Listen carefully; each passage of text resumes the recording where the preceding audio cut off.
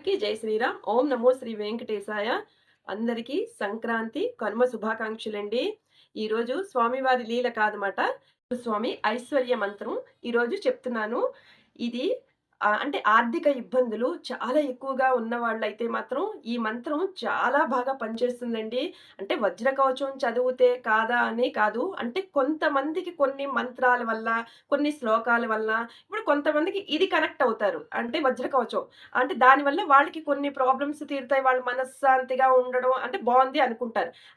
వాళ్ళకి అది బావుంది అన్నప్పుడు అది కంటిన్యూ చేయండి. లేదు ఇంకా త్వరగా అవ్వాలి అనుకుంటే ఈ మంత్రం ఇదేంటంటే చదువుతూ రాయాలండి.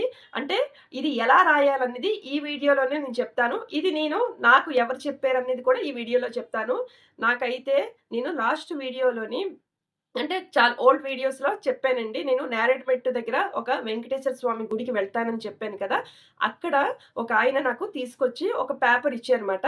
ఆ పేపర్ ఇచ్చి ఈ మంత్రం నాకు రాయమని చెప్పారు. అంటే ఎలా రాయాలి అని చెప్పారు అంటే, ఒకరోజు ఏదో ఒక మంచి రోజు శనివారం గాని, లేకపోతే శుక్రవారం గాని అంటే శుక్రవారం స్టార్ట్ చేస్తే ఇది చాలా మంచిదండి. ఎలా రాయాలి అని చెప్పారు అంటే, ఒక వైట్ పేపర్ తీసుకోమన్నారు. తీసుకోమని దానికి 4 పక్కల ఒక పసుపుతోటి చిన్నగా మనం పసుపు పెట్టి, తర్వాత మధ్యలోని శ్రీం అని పసుపుతోటే రాయాలన్నమాట. ఆ వైట్ పేపర్ మీద రాసి శ్రీనివాస ఐశ్వర్య మంత్రం అని ఆ పేపర్ మీద రాయాలి. రాసిన తరువాత విఘ్నేశ్వరుడికి మెయిను గణపతి పూజ చేసుకున్న తర్వాత ఈ మంత్రం రాయడం మనం స్టార్ట్ చేయాలన్నమాట. ఈ మంత్రం నేను అంటే వీడియో చివర్లో నేను ఇస్తానండి. అది నేను అంటే స్క్రీన్ మీద కూడా ఇస్తాను. నేను చెప్తాను అది ఏంటనేది.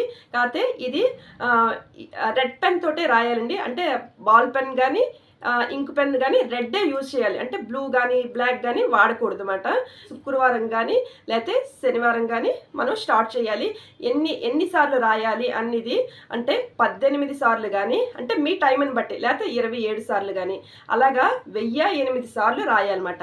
అది అయిపోయింది అనుకోండి, 1008 సార్లు అయిపోయిందనుకోండి, మీకు తెలిసిపోతుందన్నమాట. అంటే ఎక్కువ నాకైతే మాత్రం ఇది ఆర్థిక ఇబ్బందులు మాత్రం చాలా బాగా మనకి అంటే తెలిసిపోతదండి. ఏదో ఒక విధంగా ఆర్థిక ఇబ్బందులు పడ్డాము అంటే మాత్రం అది ఏదో ఒక విధంగా మనకి డబ్బులనేవి వస్తాయన్నమాట. ఇది నేను 2009లో రాసాను. ఇది అప్పుడే నాకు అర్థమైంది. తర్వాత అంటే కొంచెం ఏవైనా ఇప్పుడు కొంచెం మనకి బావుంది అనేటప్పటికి దేవుడు గుర్తురాడు కదా! వదిలేస్తాం కదా! ఇలాగే నేను వదిలేసానన్నమాట.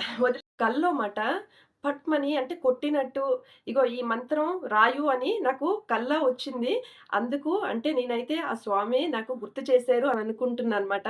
అందుకు నేను నాలాగే కొంతమంది ఇబ్బందులు ఉంటాయి. ఒక మనిషి అన్న తర్వాత ఏదో ఒక ప్రాబ్లమ్స్, అనారోగ్య సమస్యలు అంటే మనం భగవంతుని నమ్ముకుంటున్నాము. మనకి ఏవి రావా? ఎందుకొస్తాయి అని కాదండి. ఇప్పుడు చూడండి, ఇప్పుడు స్వామిని నమ్ముకోబట్టే కదా మనకు ఆ గుర్తు రానిది గుర్తు చేస్తారు. అంటే కష్టం అనేది పడతాం. పడ్డం అంటే స్వామిని నమ్ముకుంటే కష్టాలే ఉండవు అని కాదండి. కష్టాలు పడితే అంటే మన కర్మలుంటాయి కదా! మనం అనుభవించాలి కదా! మనిషి జన్మ ఎత్తిన తర్వాత అవి భగవంతుడిని నమ్ముకుంటే మన కష్టాలు తేలిగ్గా అంటే స్వామి గుర్తు చేస్తారు. మనం ఏదైనా తప్పు చేసామంటే ఇప్పుడు నాకు చూడండి ఆ మంత్రం రాయు అని కల్లోని ఎలా వచ్చింది? అలా మాట. ఇప్పుడు అది ఆ కర్మ అనేది మనం కర్మ అనుభవించాలి. మన చేత స్వామి చేయించేదే స్వామి కదా! అందుకు ఆర్థిక ఇబ్బందులైతే మాత్రం చాలా బాగా తీరుతాయండి. మనశ్శాంతి ముఖ్యం. అంటే డబ్బు ముఖ్యం అందరూ అనుకుంటారు. డబ్బు ముఖ్యమా అని అంటారు కానీ, డబ్బు కూడా ఈ రోజుల్లోని ముఖ్యమే అండి. అది ఉంటేనే ఏదైనా రోజనేది గడుస్తుంది కదా!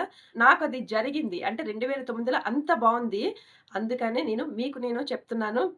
ఇది 1008 సార్లు రాయండి. అది మీరు ఒక రోజులో అంటే ఎక్కువ బాధలున్నాయనుకోండి, చాలా ఆర్థిక ఇబ్బందులున్నాయనుకోండి, ఒక 7 రోజులు వరుసగా కూర్చొని 1008 సార్లు రాసేయాలన్నమాట. అంటే రోజుకి 1008 సార్లు. లేదు ఇప్పుడు ఈ రోజుల్లోని అంత టైం ఉండదు కదా! అందుకు ఏన్ ఏంటంటే కొంతమంది ఏం చేస్తారు 18 సార్లు రాస్తారు. లేతే కొంతమంది 27 సార్లు రాస్తారు. అలాగా 27 సార్లు రోజుకి మాట. అది అలా అని ఒక రోజు రాసి, ఒక రోజు రాయకుండా అలా కాదు. మీరు కంటిన్యూ చేయాలి. ఒకే టైంలో కంటిన్యూ‌గా అంటే ఈరోజు మీరు మార్నింగ్ రాసారంటే తెల్లవారు రాసారనుకోండి. ఆ తెల్లవారే అదే టైంకి రాయాలి. లేదు సాయంత్రం రాసారనుకోండి. అదే టైంకి మరుసటి రోజు కూడా అంటే ఎన్ని సార్లునో 1008 సార్లు అవుతుందో అదే టైంకి రాయాలన్నమాట. అంటే ఇప్పుడు తెల్లవారు రాసి రేపు ఇంకొక టైంలో రాయడం అలా కాదన్నమాట. ఇది కంటిన్యూ ఏ టైంలో రాస్తారో అదే టైంకి రాయాలి. అది స్నానం అయిన తర్వాత రాయొచ్చు. పోనీ దేవుడి దగ్గరే కూర్చొని రాయవసరం లేదండి. మీరు ఏ మంత్రం చెప్పినా అంటే ఒకవేళ నోటితో చెప్పినవనుకోండి, లేతే ఇప్పుడు ఇది రాసేదే అనుకోండి, మీరు తూర్పు తిరిగి గాని, లేకపోతే ఉత్తర మొహంగా కూర్చోవాలి. అంటే మీ మొహం ఉత్తర చూడాలి. లేతే మీ మొహం తూర్పు చూడాలి. అలాగే కూర్చోవాలమాట. అంటే పడమర సైడు లేతే దక్షిణ సైడు వద్దు. అంటే సోఫాలో కూర్చొనైనా రాయొచ్చు. ఏదైనా అంటే తూర్పు గాని, ఉత్తర గాని మీ మొహం అనేది ఉండాలి. క్లియర్‌గా చెప్పాననే అనుకుంటున్నాను. ఏవైనా డౌట్స్ ఉన్నాయి అంటే మాత్రం కామెంట్ చేయండి. అది మీకు ఇబ్బంది అంటే ఏదైనా మనం మనస్ఫూర్తిగా స్వామిని నమ్మాము అంటే అది తప్పకుండా మనకి స్వామి అనేది వింటారండి. మన మాటలు వింటారు. ఆ! అది ఆ కోరిక అనేది తీరుస్తారన్నమాట. మనం ఒకవేళ తీర్చలేదు, లేట్ అవుతుంది అంటే మన భక్తిలో లోపమేమో గాని స్వామిలో లోపం కాదుమాట. నేనైతే అది నమ్ముతాను. అందుకు నేను మీకు ఈ మంత్రం ఇప్పుడు చెప్తున్నాను. స్క్రీన్ మీద కూడా ఇస్తాను. స్క్రీన్ మీద చూసి మీరు రాసుకోండి. శ్రీవత్సవక్షసం శ్రీశం శ్రీలోలం శ్రీకరగ్రహం శ్రీమంతం శ్రీనిధిం శ్రీడ్యం శ్రీనివాసం భజేన్నిశం. ఈ మంత్రం 1008 సార్లు అయిపోయిన తరువాత అంటే ఇంకా ఎక్కువ కూడా రాయొచ్చు. ఎన్ని 1008 సార్లైనా మనం రాసుకోవచ్చండి. అవి అయిపోయిన తర్వాత ఏదైనా వెంకటేశ్వర స్వామి గుడిలో స్తూపం ఉంటుందండి. ఆ నామాలు రాస్తారు కదా! వెంకటేశ్వర స్వామి నామాలు ఆ స్తూపంలోనే వేసేయవచ్చు. లేకపోతే ద్వారకా తిరుమలలో ఆ స్తూపం ఉంటుంది. అందులోనైనా వేసేయవచ్చు. నేను అలానే చేశాను. మీరు కూడా అలా చేయండి. ఈ వీడియో చూసిన వాళ్ళైతే మాత్రం లైక్ చేయండి, షేర్ చేయండి. అంటే మీకేదైనా డౌట్ ఉంటే కామెంట్ చేయండి. ఎందుకంటే లైక్ చేశారు అంటే యూట్యూబ్ వాడు వేరే వాళ్ళకి పంపిస్తూ ఉంటాడనమాట. అంటే చాలామంది ఇబ్బందుల్లో ఉండొచ్చు కదా! వాళ్ళ వరకు ఈ వీడియో వెళ్ళిందనుకోండి, వాళ్ళు రాస్తారు కదా! వాళ్ళకి మంచే జరుగుతుంది కదా! మనం అందరం అంటే వేరే ఒకళ్ళు మంచి మనం కోరాము అంటే స్వామి మనకెప్పుడూ మంచే చేస్తారండి.